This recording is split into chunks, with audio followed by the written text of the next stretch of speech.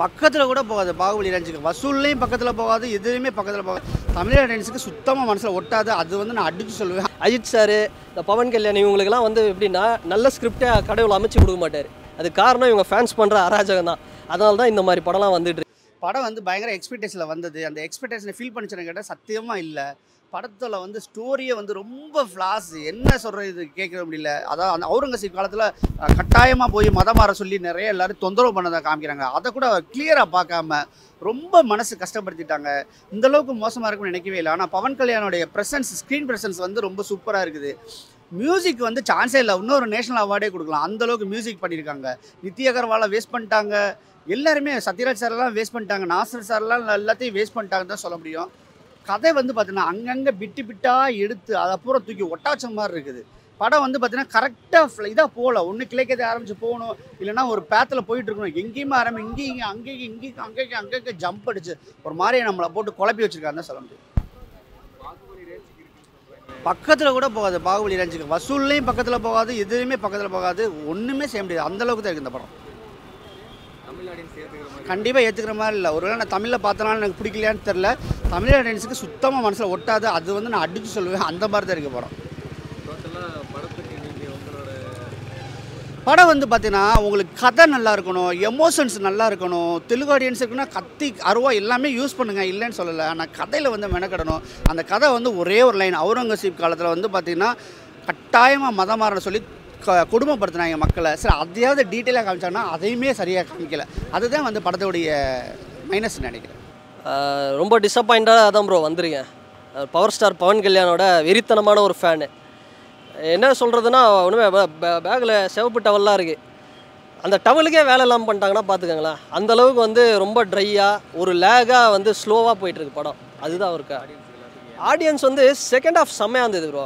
ஓரளவுக்கு தீயாக இருந்தது. இந்த ஃபஸ்ட் ஹாஃப் தான் சொதப்பிட்டாங்கன்னு நான் சொல்லுவேன். ஃபஸ்ட் ஹாஃப் வந்து அப்படியே ஸ்டார்டிங்கில் பாபி தியோவில் வரும்போது அப்படியே நான் வேறு வெறித்தனமாக இருந்தது. அப்புறம் பார்த்தோம்னா அப்படியே ஸ்லோவாக போயிட்டுருக்கு படம். அப்புறம் இன்டர்வல் வந்தது. அப்புறம் செகண்ட் ஹாஃபில் கொஞ்சம் ஒரு சில இடத்துல நல்லா போயிட்டுருக்கு. மற்றபடி பெருசாக சொல்கிறதுக்கு இல்லை.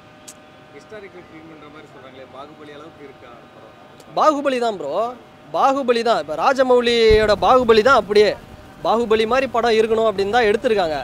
ஆனால் ஏதோ என்னென்னா பாகுபலியில் சில இதெல்லாம் இருக்கும் பார்த்தீங்களா, மிஸ் ஆன விஷயம். அதெல்லாம் வந்து பாகுபலியில் ஒர்க்கான விஷயம்லாம் இதில் மிஸ் ஆகிடுச்சு. பாகுபலியில் ஒரு சீனும் ஒரு ஃப்ரேமும் சாங்ஸு எல்லாமே மியூசிக்கு இப்போ கூட நம்ம பார்த்துக்கிட்டே இருக்கணும் போல இருக்கும். பாகுபலி பார்ட் 1ஆக இருக்கட்டும் 2ஆக இருக்கட்டும், அந்த மாதிரி இல்லை. அதுதான் ஒரு பெரிய மைனஸ் இந்த படத்துக்கு. மற்றபடி மியூசிக் ஸ்டண்ட்டு சூப்பர் ப்ரோ.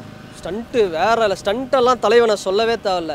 பின்னிடுவார், டூப்பு கூட போட மாட்டார், அவரே பண்ணிவிடுவார். இந்த வயசுலேயே வந்து ஸ்டண்ட்டு மகேஷ் பாபு அவர் மாதிரி வந்து எப்படி சொல்கிறது, அப்படியே வந்துட்டு விட சட்டை கூட கசங்காமலாம் இல்லை. தலைவன் இந்த வயசுலேயே வந்து வெறித்தனமான பர்ஃபார்மன்ஸு. என்ன அவருக்கு டைரக்டர் அமைய மாட்டுறாங்க. ஏன்னா இவருக்கு டைரக்டர் அமைஞ்சு பெரிய இதுன்னா எல்லாரையும் போட்டு போகிறவங்களாம் கூப்பிட்டு அடிப்பாங்க போல் ஆந்திராவில் பவன் ஸ்டார் ஃபேன். அதுக்காகவே கடவுள் என்ன பண்ணிட்டான், உங்களை மாதிரி ஆட்களுக்கு அஜித் சார், இந்த பவன் கல்யாண் இவங்களுக்கெல்லாம் வந்து எப்படின்னா நல்ல ஸ்கிரிப்டை கடவுள் அமைச்சு கொடுக்க மாட்டார். அது காரணம் இவங்க ஃபேன்ஸ் பண்ணுற அராஜகம் தான். அதனால தான் இந்த மாதிரி படம்லாம் வந்துட்டுருக்கு. ஸோ லாஸ்ட்டு 4 படம் ரீமேக் பண்ணார், அது கூட நல்லா இருந்தது. இந்த படம் முடிச்சிடலாம். இது செகண்ட் பார்ட் 2லாம் வேணாம், இதை முடிச்சுட்டு ஓஜி அந்த படத்தை ரிலீஸ் பண்ணுங்கள். அதுக்கு தான் வெயிட்டிங் எல்லா பவர் ஸ்டார் ஃபேன்ஸும். ஒரு வாட்டி பார்த்துருவாங்க ப்ரோ. ஏன்னா ஃபேமிலியோடு பார்க்குற மாதிரி இருக்குது. ஒரு வாட்டி பார்த்துருவாங்க. தெலுங்கு ஆடியன்ஸுக்கு பார்த்துருவாங்க. ஏன்னா 2 வருஷம் கழிச்சு பார்க்குறாங்களே, 3 வருஷம் கழிச்சு. நடுவில் கூட ஒரு படம் ப்ரோ வந்து அதில் கெஸ்ட் அப்பியரன்ஸ் தான் இவர். 3 வருஷம் கழிச்சு தலைவனை ஸ்க்ரீனில் பார்க்குறாங்கன்னா பார்த்துருவாங்க. தெலுங்கு ஆடியன்ஸு தேவாராவே 500 கோடி, இது கண்டிப்பாக ஒரு 300 கோடி மேலே 400 கோடி அடிச்சிடும். பட் மற்றபடி தமிழ் ஆடியன்ஸு அவ்வளோதான். இன்றைக்கி ஒரு நாள் தான். ஏன்னா நாளைக்கு வந்து விஜய் சேதுபதி சார் படம் வருது, மற்ற படம்லாம் வருது, மாரிசன் வருது. அவ்வளோதான். தமிழ்நாட்டில் இந்த படம் தெலுங்கு ஆடியன்ஸ் பார்ப்பாங்க மல்டிப்ளெக்ஸில்.